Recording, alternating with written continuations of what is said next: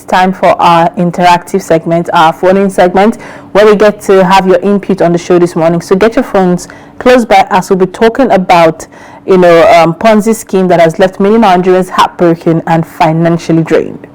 Now, these investments, Ponzi scheme, are usually scams that promises unusual high return, but ultimately they collapse, leaving countless individuals with significant financial losses.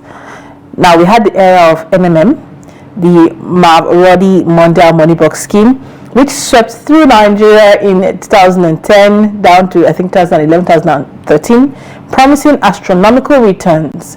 Many Nigerians invested heavily, only to lose millions when the scheme just collapsed and disappeared. More recently, the Crypto Bank Exchange, or CBEX, came and claimed to offer lucrative cryptocurrency investment opportunities. However, it turned out yet to still be another Ponzi scheme, defrauding many Nigerians of their hard-earned money. The question remains, are victims of Ponzi schemes gullible or greedy? Join the conversation by calling us on the numbers displayed on your screen. You can send us WhatsApp messages. Let's explore the psychological and economic factors that make people always fall for such schemes and discuss ways we could protect ourselves from falling prey. The crave for quick money. Would you say the people who invest in this Ponzi scheme lack a sense of financial literacy, they're gullible, or it's just point blank plain greed that's come into play? Let's hear your thoughts and let's chat. So, Hauwa, you're just smiling out. What's your take on this whole Ponzi scheme saga in Nigeria at this point? Sometimes it really gets me and shocks me with the way people quickly accept these kind of schemes, even though at a point some might not understand what it's all about. But at the end of the day, it's just a sad thing for anyone to experience. We have a caller online. Hello, good morning. Okay, we lost the caller. As I was trying to reiterate earlier, you would understand that some people might not have the information needed to understand a whole breakdown of what they're going into, and some people it might be greed, which, okay, I want to put my money in this today and I want to get triple or quadruple the next day, which does not make sense. Or we could go another route. With the state of the country, it might be desperation. People are hungry. People are trying to make a quick naira here and there. So as soon as someone comes with an unbelievable offer, they would quickly, sink their money into that and go ahead and do that. Hello, good morning. Tell us your name and where you're calling from. Hello, good morning. My name is Muhammad from Abuja. Good morning, Mohammed. Please, can you turn down the volume of your TV set and talk to us through your phone? That's the volume of news. All right, Mohammed. Go ahead with your thoughts. Yeah, before let me mention, but you made mention something that the moment you had work men. What do you see somebody that really work hard that will go and put his money in that kind of business? There's no one that really works hard. I will go and invest his money in that kind of business in that system. You can't expect me that I work, I struggle to get money, I go and put that kind of money, those kind of people. You see, the only answer to the question you have is not gullible at all. It's greed. People are not ready to work. They don't want to endure. Everyone want to use drip, they want to use iPhone, whatever. They want to use this without sweat. So I don't blame those guys. I blame the people who do put it. And then nobody can blame government because we blame the user has to put ourselves into it. There's this thing, what do you call it, regulation of this security of life. The people that we have to be very careful. Before you get your money with everybody, ask whether they are registered, whether they are giving permission from the US security or whatever. I think people are saying, we don't know. People are someone that said to come from Libya, someone asked her to go and put her money. You travel over from Nigeria to go and get the money in Libya, and someone just said you should go and put those money. That means that something is greed. That's the whole matter. God bless Nigeria. God bless Nigeria indeed. Thank you very much for your thoughts. He's coming from the angle that greed had a major role to play in that. And I see that clearly, And I also love the fact that he said someone who has worked for their hard-earned money would think twice to put that money in. Let's have Ade from London. Good morning, Ade. Good morning. How are you, Lilian? I am fine. And my other sister there, I don't know her name. Good morning. Good morning. My point about this thing is this. This is greedy. Nothing more than greedy. You see, when somebody says, come and put money here, I will double it for you. I will give you this, give you that. And you believe such a lie. You know, I am surprised when I was watching the TV. And there's some people, even abroad, were sending money to Nigeria, to some people in Ibadan, that they should invest for them. Can you imagine that? You see, that's why you see people 419, you know, 419, they do people for people. It's only people that are greedy they can get. I get a lot of their tests, a lot of their email, they will send me bank. I just ignore it. What am I looking for? So it's people that are greedy, you want to double your money without working hard. Now look, I saw many people crying on TV, on so many TV online in Nigeria. They were shedding tears. One woman nearly collapsed. Can you imagine? Somebody say, come on, you're using your money to trade. You are looking for quick, and they have been warned several times. They have been warned, but they don't listen. I don't know what's happening to my people like this. You have to shine your eye and look at where you can invest your money. And I blame the local government or the government and state government, whoever is in charge. One of those who say, come and bring money, they should regulate them. They should caution them. You can't do that abroad. Can say somebody should bring money, you double it. They will arrest you that day. It's not even going to happen. You see? So I blame the state government or the whoever is in charge, the ministry that are in charge of, you know, viewing and oversighting this type of company fraudulent. Another one will still come again and they will still go and put money. So we should learn lesson. That's my own opinion about this issue. I feel sorry for them, but there's nothing I can do. So God will help my country, Nigeria. Good morning. Good morning, Ade. Thank you so much. You know, Ade said something that reminded me of a tweet I saw yesterday on this. How Nigerians keep falling for this over and over again. Someone said, CBEX has come and gone. I promise you next week, PBEX will come. Not even PBEX would come. And Nigerians will still invest in it and tell you, no, this is different from CBEX, which plays down to the level of financial illiteracy and gullibility and greed. And like you said, the economic situation also plays a role in it. But I think there's one root thing, a root cause we're not really looking at, is the get-rich-quick scheme that is in the minds of people. You claim to be, you have street OT, or you want to just quickly get your money and run out and get millions and move away quickly. But at the end of the day, you lose it all. Your street OT is in the mud. True. I believe we have a caller, Abubakar Umar from Kaduna. Hello, good morning. Yeah, good morning. Good morning, Abubakar. Thank you for joining us. Yeah, good morning, the two beautiful angels. Good morning. Hello. What are your thoughts? Hello, can you hear me? We can hear you. Good morning. Okay.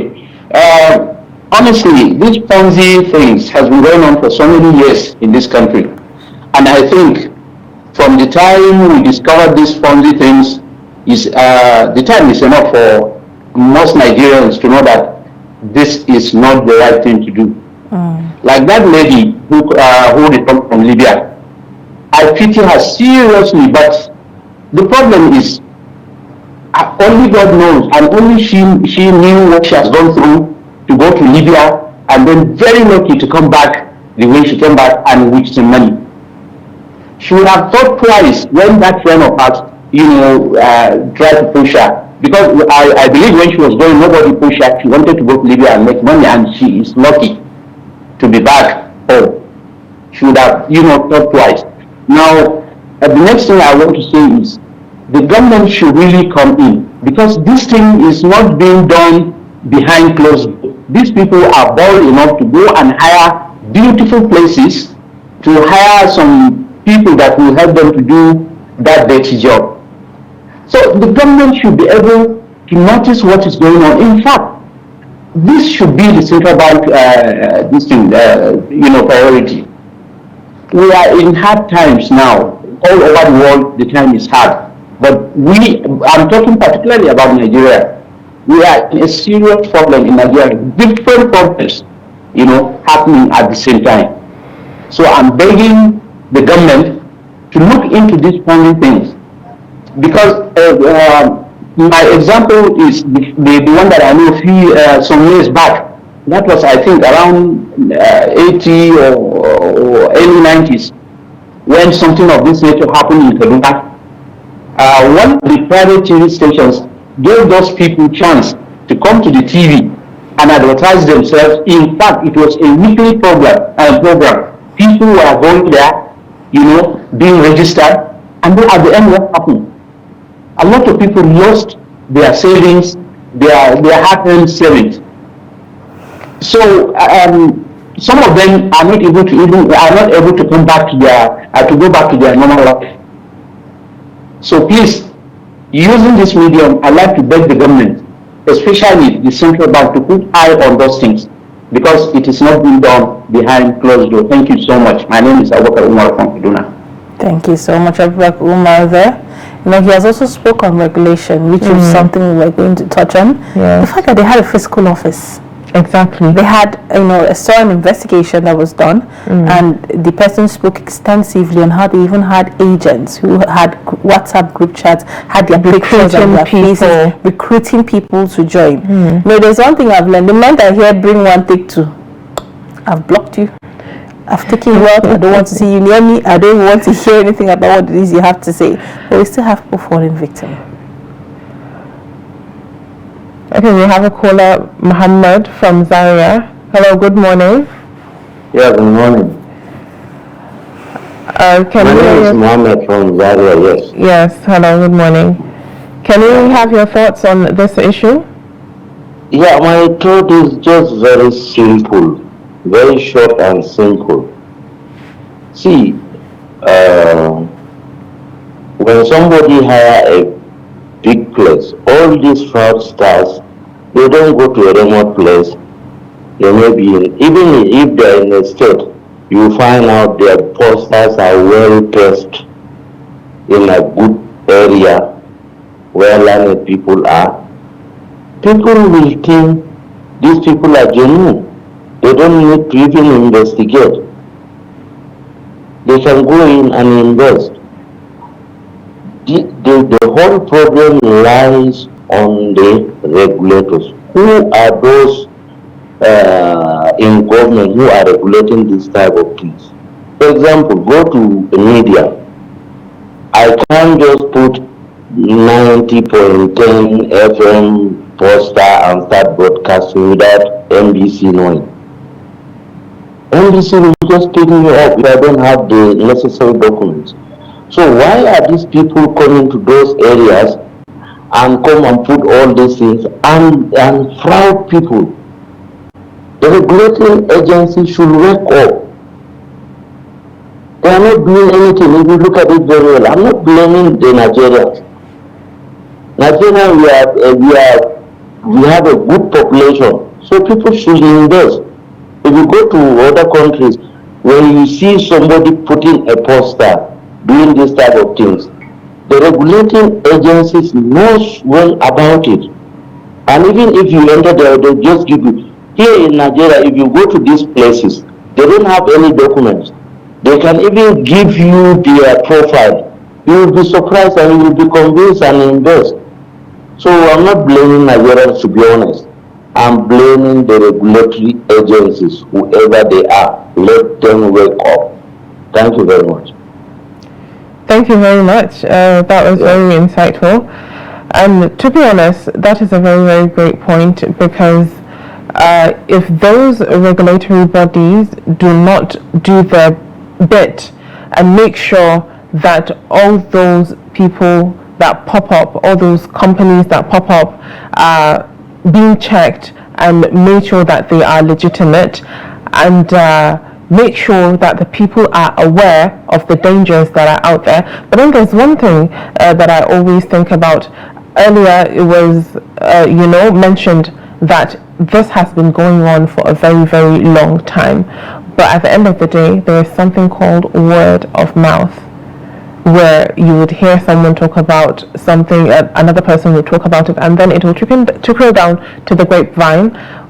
But people would still go about and invest their money. And I think it's because of, the recent investments that people are having in the crypto trading, space. So with this coming in, and people have already made money from those spaces, people would think that, okay, this is something legitimate. But even so, you have to do your due diligence, don't you think? You have to do your due diligence, but what would you tell, that lady who invested that much from Libya when it comes to doing her due diligence? I saw a video where this thing was advertised on radio station in Ibadan. They were talking about it and encouraging traders to come and join and invest. So it still boils down to the regulatory agency. Exactly. If these people had the guts to go national and talk about it through the media, there, and they were able to advertise it the way they wanted to. Where was the regulatory agency to say, oh no, this is wrong, we need to get these people arrested? Because those market women, those traders fell for it. Let's take the next call we have. Good morning. Tell us your name and where you're calling from. I'm John. We're calling from Makodi. Good morning. Good morning, Judge. How is Makodi this morning? We appreciate God. Go ahead with your thoughts. I want to really appreciate you for bringing this to limelight, because I'm a victim of this very challenge that we are considering today. CBEX? I want to say that it's a regulatory body that we should also shift this very blame to, because I was trying to raise capital for a business, and one friend of mine brought this very information to me, and I said it's a good one because it's somebody that I trust from my church. So I didn't even know that it's going to. So I put up to 1.something million into it. And unfortunately, the moment I just put it, the next thing just went off. And it has been on for months, he told me. I ran to EFCC, ran to CBN, none of them could help me.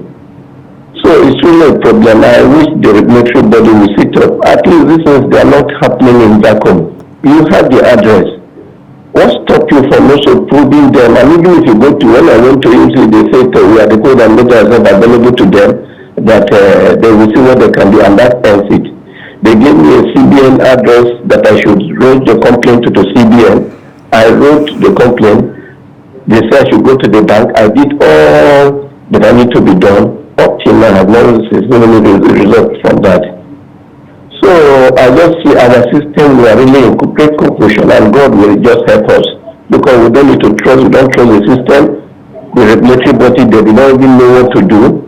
Even if you go, they are helpless. I don't just understand. So they just need to sit up. And just to still advise ourselves as citizens, let's be careful. Let's be careful. Let's not just follow the passion of just getting things easily done for us and get ourselves involved. But it's the regulatory body that I want to still plead that they should sit up. All right, Judge, I have a question for you. Okay. What were you told? What did they tell you that convinced you to invest that much money? How were you going to get your money back? How did they tell you? My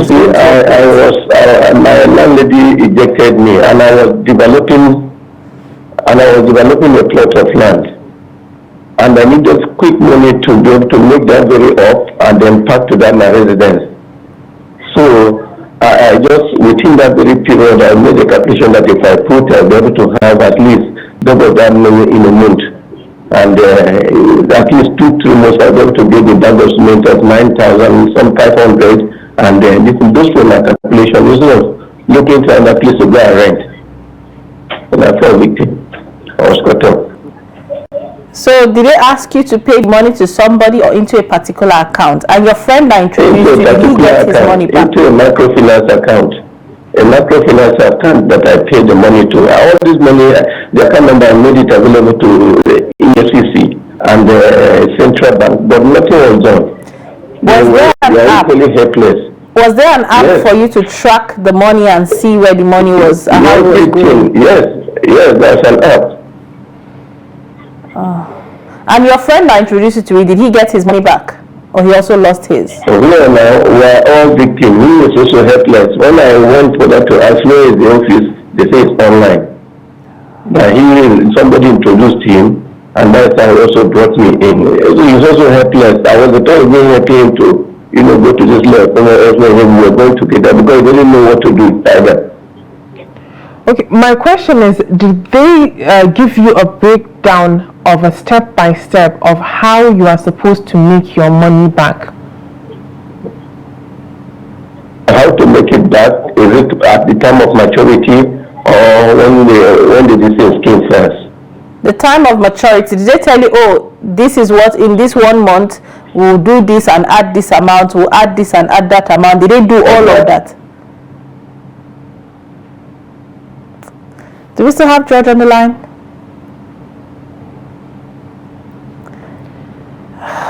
I don't believe you do. That is quite heartbreaking and unfortunate, to be honest. You know, the question that I always ask is, whenever anyone goes to invest their money, what are the steps, of that investment, and how are you supposed to make that money? If I invest it, am I going to give it to you and then you're investing it in something else, or is it going to be the forex? Is it going to be this? Is it going to something that will be very understandable for someone to understand? And it seems like they find a way to confuse people, and then they become dissolute. Okay, I understand that I'm giving you this money, I'm getting double, triple, or quadruple back, and that is just it, and that is supposed to just be okay for me. They'll tell you no risk, no reward. No risk, no reward. You have to be willing to take risks to get the money back and get your reward. It's quite unfortunate. We have another caller. Good morning. Tell us your name and where you're calling from. Good morning, Lily baby and Hauwa. I love your combination this morning. It's awesome, wonderful people. Trust TV is a wonderful station. Thank you, Abasi. Yes. For the lady that fell victim, I would say sorry to her. But one important thing we need to know is that you can have a friend, and that friend is your agent. Because it happened here in Gombe, and God made me vintage to have helped somebody who was to fall victim. How did it happen? Let me give you a scenario of what happened. Now this man is a Muslim. A fellow Muslim attracted him and said there is so choice, so, and the man just fall victim into that incident, and then started paying money, millions. Eventually, the wife now discussed with my madam. I said, look at his husband is just paying money. I said, please call him for me. Eventually the man came, and I looked into his eyes. I saw he had problems. I said, have you been duped? He was shocked. I said, look, start removing that tendency in your heart. If not, you will, all your properties, you will sell them. And this man had almost 5 parcels of land in Gombe. He would have fallen victim. And what happened? I had to introduce the police. And then eventually, those people are 419. They are coming. Predominantly, what causes this is greed. What is gullible? We always fall into these things because the lure for money. Money has become so centered in our hearts. We cannot do anything without money. We feel money can solve all problems. We think money can give us life. We think money can... That is the basic problem we are having in this country. Money is good, but money is not everything. Now, I also want to add, our security agents are the major problem of our problem in this country. Why do I say this? 1997, we had a police that was working formidably. They were getting very concrete information because they were working hand in hand with what I call the DSS that time. They were not known as DSS, but they were known as the NSO. They were working simultaneously with the police, and they were working hand in hand. Then all of a sudden, the government empowered them because he had problem with the police. brute that teenage, created a body, and now look at this group of agency. They don't do their work. Why do I say this? They are supposed to be in the villages. Go to Cham now, you will not see a DSS. Go to corners, you will not see them. They are not performing their duties. Their statutory duties is to do work, to gather information and give it to the necessary people. Look at Boko Haram, what they are doing now. Their primary role is to do what? Is to filter information, to get first-hand information. Look at the Nigerian that was siphoning money from America. I don't want to call his name. This man had jet, he had houses, choice in Dubai. Americans were monitoring him, the FBI, they were monitoring him, the CIA were monitoring him, and eventually he was caught. So why is it our own here, they are not performing those statutory duties, their primary duties, not secondary, their primary duties? They have failed. And that is why when Donald Trump came in, what did he do? He said, CIA, they are not performing. He said they should not pack and go. Any agent that is not working, security agent that is not working, they should match them. Match them. Match them. Thank you, Lily and Hauwa. God bless you this morning. Wonderful television, wonderful people, sweet people. God bless you and bless you. Thank you so much for your thoughts, Sabasiko. It's, I think the blame cuts across all divides, from the regulatory bodies that are meant to nip this in the bud, to the citizens who let greed take control, and then down to the government. And everybody just has a couple of blame that could be shared across. Let's take the next call we have. Good morning. Good morning, Shetima. Good morning. How are you, Lilian? I am fine, Shetima. How is Meduguri this morning? Meduguri is okay. Shetima, did you invest in CBEX? You said? Did you invest in CBEX? Break? Did you invest in this Ponzi scheme? I hope you did not fall victim to this. Or no, anyone who did. No. Lilian, to me, all these big things that you are seeing is a greed. It's a greed that is causing all these things. If you are greedy, you fall victim. Honestly speaking, you use a simple arithmetic. 1 plus 1 is 2. If you add 1 plus 1, it gives you 100. You have to ask yourself, what's wrong with this calculation? How can somebody will tell you that if you give a small amount, he will double you? If at all he wants to help you, what can he dash you? Let him dash you. If you have much money with him, let him dash you. That is sincerity. But people, they will use trick. And because we are blind, as Abache said, we are blind. We are worshiping money. Religion of money have taken over all our society. People are following money blindly. How can somebody use a trick? And all these criminals, they are from bullets. They are from bullets. They will oversmart you, then you born in the city and grow up in the city, they will oversmart you because you are greedy. That's the problem that we are facing. You see, if everyone will shine his eye and stand firm, remove greed out of your mind, nobody will fall victim of these people. Honestly speaking. So there is one Hausa proverb that says, if somebody will give in that kabada, if somebody will dash you, he said he will give you a cloth. Look at what he's wearing. You see, that's the problem that we're facing. People are falling victim of this. This all it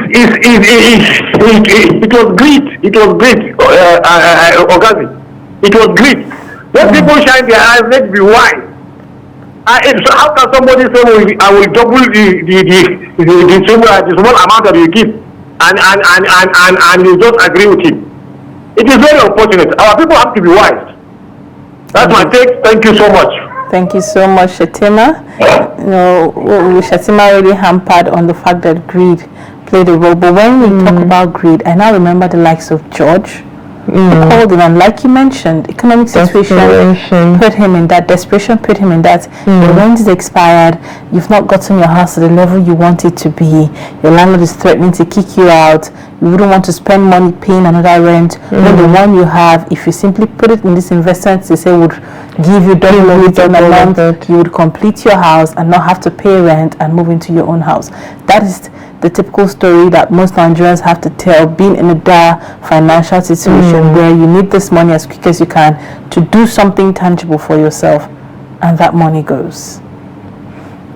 All right, let's have a chat with Afolabi. Good morning, Afolabi. Good morning, Lilian. Go ahead with your thoughts. Thank you for joining us. I think my contribution this morning is that, you see, if there is no loopholes, people will not exploit it. Because there is loopholes with our security, that is why people use this opportunity. I remember when I came in Niger State here, there was the same Ponzi scheme, which is called MMM. It was almost even the civil servants, they are caught in this Ponzi. It was about a week to Christmas. That is when they folded. You have to say some help, give help. And in short, this money we are being transferred bank to bank. How these people? Because the money we send through bank to bank, we have BVN, we have all this. How did they go about it? And the money began all gone.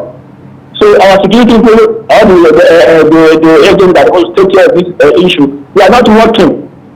Because they have seen their weakness and they try to explore that weakness. So, as a private organization, if anybody is being defaulted from one of the responsibilities, he has to get fired. But when it comes to government work, nobody fires anybody. So that is why, because people are not being held responsible for what is being held. So they just keep continuing. And say, it keep continuing. But if somebody is being held and is being fired or is being jailed for being negligent at his office, then this will not continue. All right. So that is my opinion. Thank you very much, Afolabi, for that. He has spoken about, people not being held responsible. And that'll be our last call this morning. Let's take the WhatsApp messages we have. So we have a couple of WhatsApp messages. The first one we have is from Mohammed Bello, who is from Misau local government area in Bauchi State. Mohammed Bello says, talking to Nigerians about overcoming greed can be an exercise in futility. Lectures rarely work.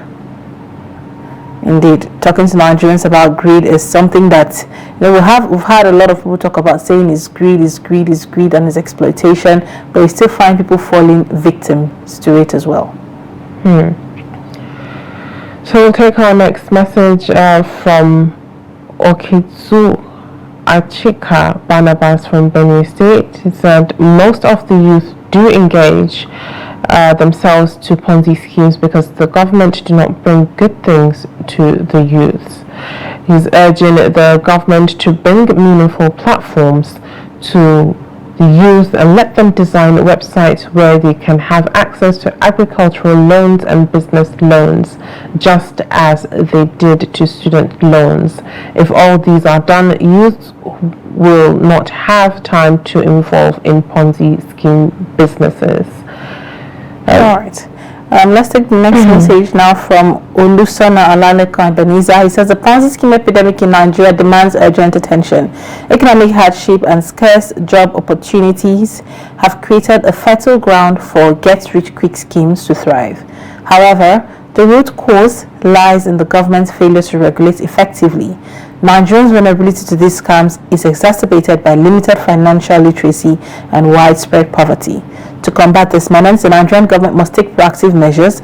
The central bank should prioritize cracking down on these schemes. Moreover, the government should focus on providing job opportunities, security, affordable food, affordable housing. By addressing these fundamental needs, the government can reduce the allure of Ponzi schemes and create a more stable economic environment for its citizens. Next up, we have Nandi Bete from Ogoja, Cross River State. He said, those defrauded by Ponzi scheme operators are victims of circumstances. They found themselves existing within a society that defies wealth and worship those who live in affluence without caring to find out about their source of income. These victims are apostles of the get-rich-quick creed, where people make easy money without sweat. Yes, these victims are gullible and greedy because they've refused to learn from past happenings. We've had several cases in the past of people being duped of their hard-earned savings through similar schemes like the MMM, to mention just one.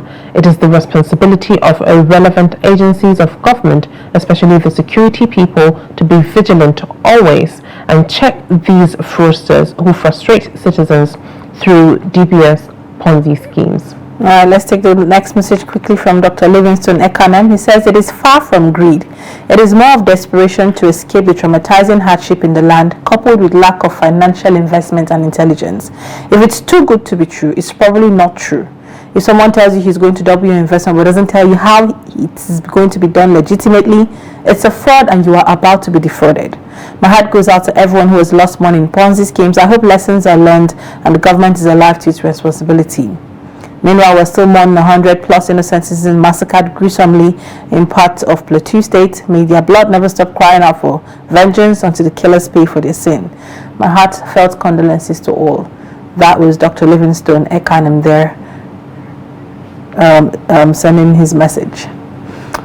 Alright, we've come to the end of this segment. We've taken as much as we can take for the messages this morning. To everyone who called in and everyone who sent their message, we say a big thank you for participating in this segment. We'll be going on a quick break. When we get back, we'll be doubling back on this conversation with our guest in the studio this day.